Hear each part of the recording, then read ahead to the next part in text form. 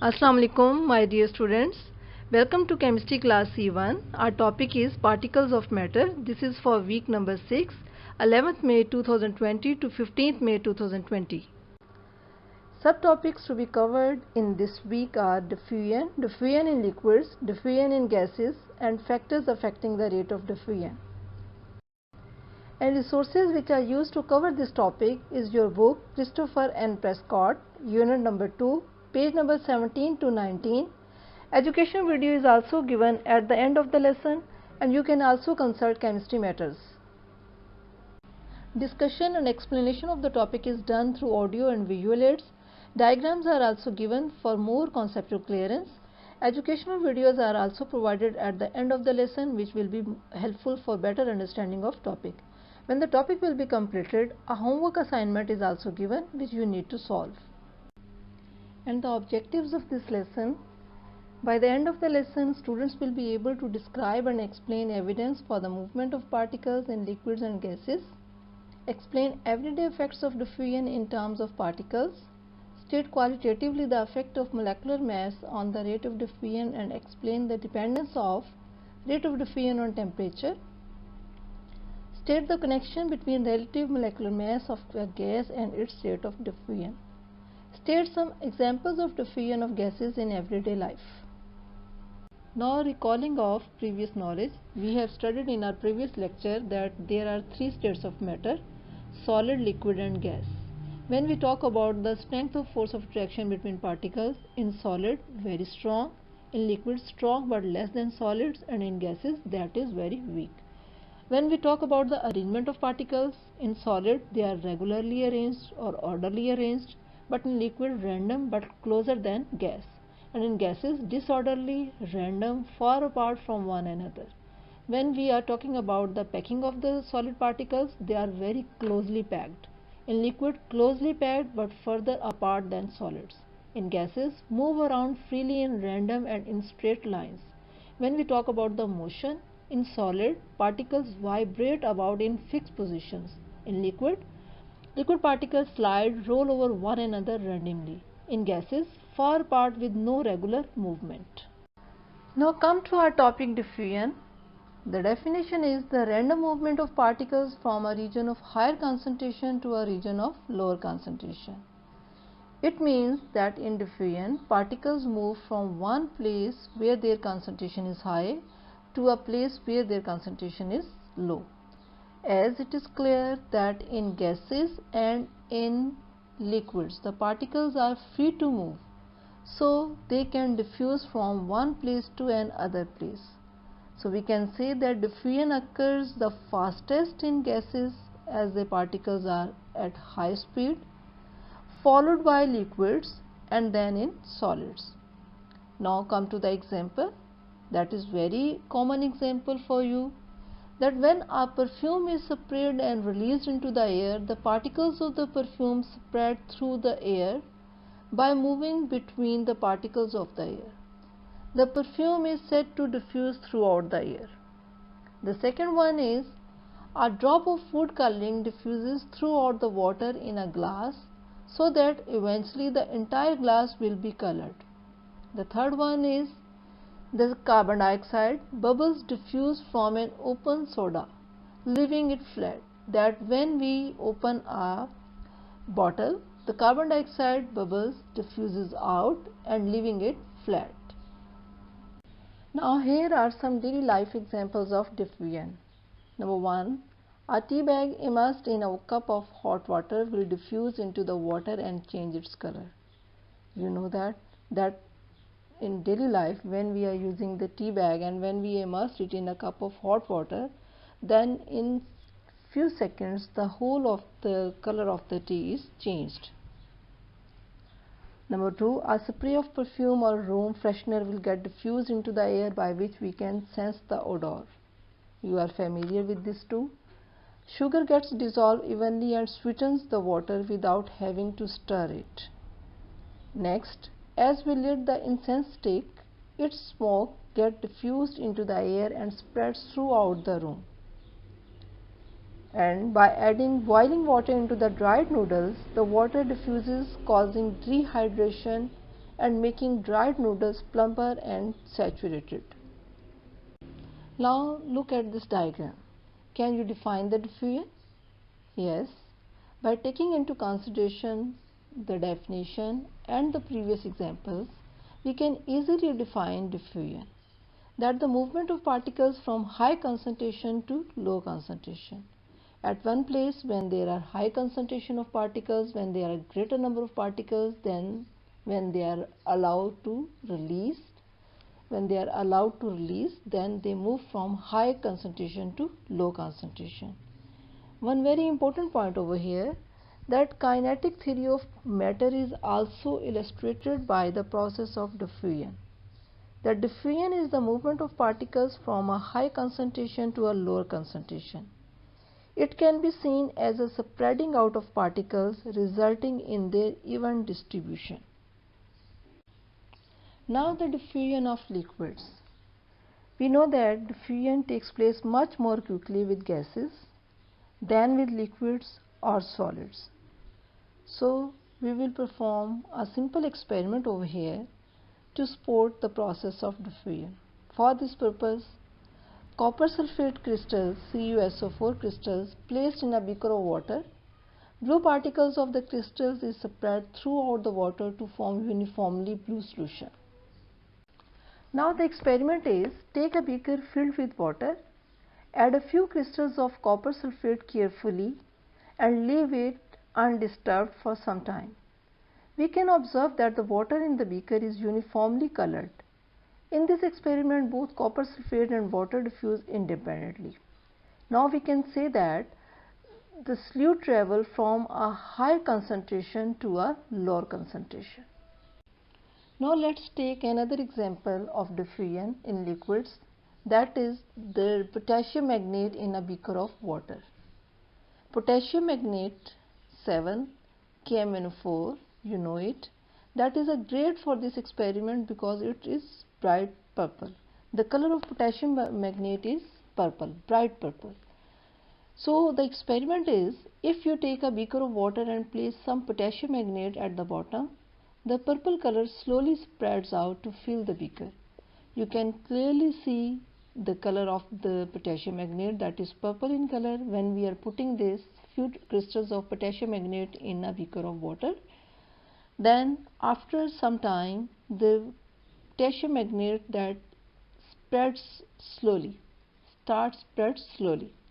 and without stirring, without shaking it, after some time it slowly spreads out to fill the beaker, that the whole of the beaker becomes purple, the water becomes purple. This is chemistry in action. The particles of potassium magnate 7 are diffusing out among the particles of water. We can say that it's the random motion of particles in a liquid that causes the purple color to eventually be evenly spread out throughout the water. We can also dilute the liquid by adding more water. The potassium magnate solution can be diluted by adding water. If you were to add more water to the final purple solution, the potassium magnate 7 particles would spread evenly further apart and the solution would be less purple, and this is called dilution. Now the diffusion of gases. We know that in gases the particles are far away from one another with negligible force of attraction, and the particles are having high kinetic energy. And we also know that the process of diffusion takes place much more quickly with gases. So we can prove all this with the help of experiment. For that purpose, you have to take bromine drops are placed into a jar. Another jar full of air is placed on top of jar with bromine, separated with cover. Cover is removed and bromine evaporates, filling both jars with dense reddish brown bromine vapors. Now the explanation is, bromine particles move from lower jar into the spaces between air particles in upper jar. At the same time, air particles move down from upper jar to mix with bromine particles in lower jar. Eventually, bromine and air particles are mixed completely. Now look at this diagram carefully. over here we will observe the process of diffusion in gases. Bromine gas is brown, strongly smelling gas, means the color of bromine gas is brown and it has strong smell. You can use it to demonstrate diffusion in gases. For this purpose, fill half a gas jar full of bromine gas and the other half full of air. Separates the gases with a glass plate. It means fill one of the gas jar with bromine gas and the other jar with the air, and separates the two gases with the glass plate so that two gases cannot mix together. When you remove the glass plate, you will see the brown bromine gas slowly diffusing through the air. When we remove the glass plate, then the bromine gas, which is brown in color, that slowly diffuse from the one gas jar into the other, that is from the upper gas jar to the lower one. All this is due to the random motion of the particles, means the bromine will eventually diffuse right through the air. After some time, the color of both jars will become light brown. This happens because both air and bromine are made up of tiny particles moving at random. The bromine particles diffuse into the spaces between the air particles, while the air particles diffuse into the spaces between the bromine particles, and then both of them mix together evenly. So we can prove this, that diffusion occurs the fastest in gases, followed by liquids and then in solids. That the process of diffusion is fastest in gases, because in gases the particles are having high kinetic energy and they are moving at random with all the available spaces. Now the factors affecting rate of diffusion. The rate at which gas diffuse depends upon two factors, that is temperature and mass of particles. Now first of all, temperature. The higher the temperature, the more particles of matter absorb energy, making them move faster. The higher the rate of diffusion. The lower the temperature, the slower the rate of diffusion. That is very clear that the higher the temperature, the higher the rate of diffusion.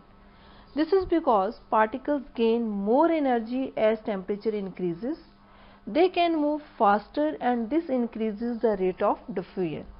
The next one is the mass of particles. As we know, greater mass, the slower it diffuses, smaller mass, the faster it diffuses.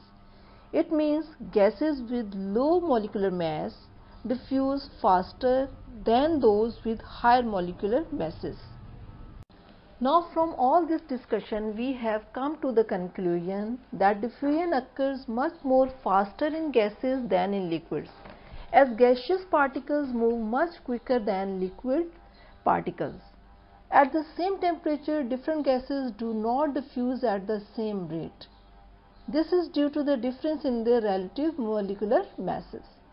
Lighter gas particles can travel faster and hence further. Therefore, the lower its relative mass, the faster a gas will diffuse. Now we can conduct a simple experiment to prove that gases with lower molecular masses diffuse faster than those with higher molecular mass. For this purpose, we will take ammonia and hydrogen chloride. Aqueous ammonia gives off ammonia gas, hydrochloric acid gives off hydrogen chloride gas. If you set up an experiment like this, that in a glass tube at one end place a cotton wool soaked in aqueous ammonia and at the other end place a cotton wool soaked in hydrochloric acid.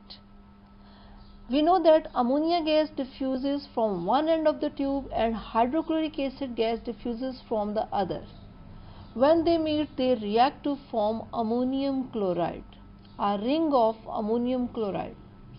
The ring does not form exactly in the middle of the glass tube. It forms nearest the end of the tube where the hydrochloric acid was.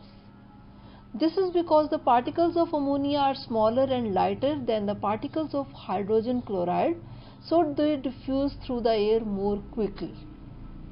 Now from previous experiment, we have learned that the gases with lower molecular masses diffuses much faster than those with higher molecular masses.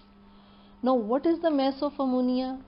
the mass MR of ammonia is 17 gram per mole, and the MR, that the relative molecular mass of hydrochloric acid, is 36.5 gram per mole. Now, which one is a lighter gas and which one is a heavier gas? Yes, ammonia, as its mass is 17 gram, that is a lighter gas, and hydrochloric acid, that mass is 36.5 gram, that is a heavier one.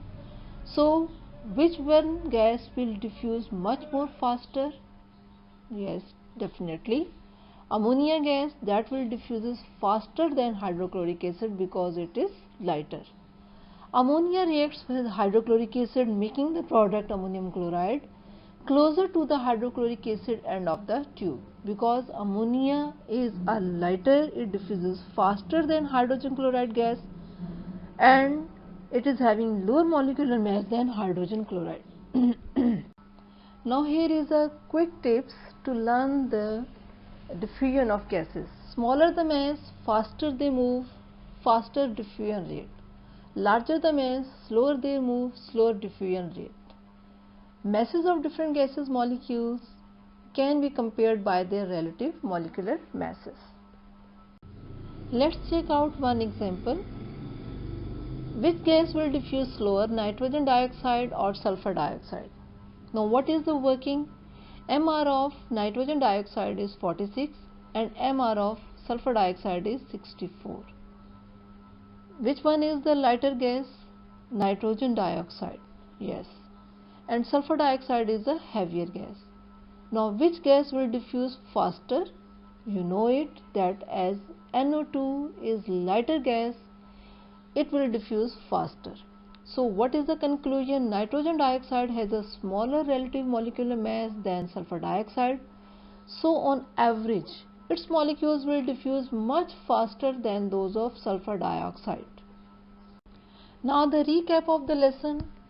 Diffusion is a natural and physical process which happens on its own without stirring, shaking the solutions.